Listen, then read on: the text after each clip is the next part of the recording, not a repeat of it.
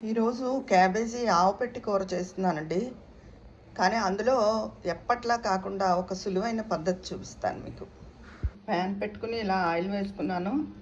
శనగపప్పు, మినపప్పు, ఆవాలు, జీలకర్ర, 4 ఎండుమిర్చి పోపు వేయించుకుంటున్నాను. పచ్చిమిరపకాయలు ఒక 5-6 పచ్చిమిరపకాయలు, కరివేపాకు వేసేసుకున్నాను. క్యాబేజీ ఉల్లిపాయ కూర చూపిస్తాను కదా నాన్ స్టిక్ ప్యాన్లో, చాలా తొందరగా మగ్గిపోతుంది, ఈజీగా అయిపోతుందని. ఈసారి ఉత్తి క్యాబేజీ ఉల్లిపాయ లేకుండా ఈ పోపులో వేసి మగ్గనిస్తాను. అప్పుడు ఆవాది ఎలా పెడతానో, చింతపండు ఎలా పులుసు ఎలా వేస్తానో అది చూపిస్తాను. ముందు క్యాబేజీ వేసేసుకుంటాను. తగినంత ఉప్పు, పసుపు వేసేసుకున్నానండి. ఈ క్యాబేజీ ఇంత కనపడుతోంది కదా, ఇప్పుడు మూత పెట్టేసుకుంటాను. సగానికి సగం అణిగిపోతుంది.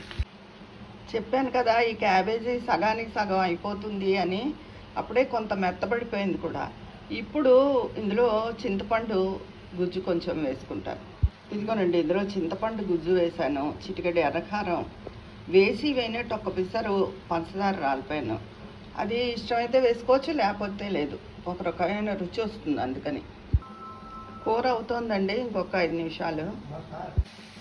కూర అయిపోయిందండి. ఇప్పుడు ఇందులో కొంచెం ఒక 1/2 స్పూన్ పైన ఆవపొడి కలుపుతాను.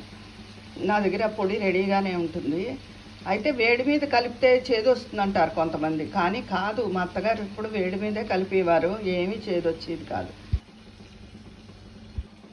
ఇదిగోనండి, ఆవు కలిపేశాను.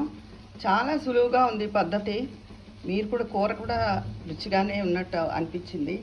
మీరు కూడా ఈ పద్ధతిలో ట్రై చేసి చూడండి, ఉడకబెట్టి అవన్నీ కాకుండా. ఉంటాను.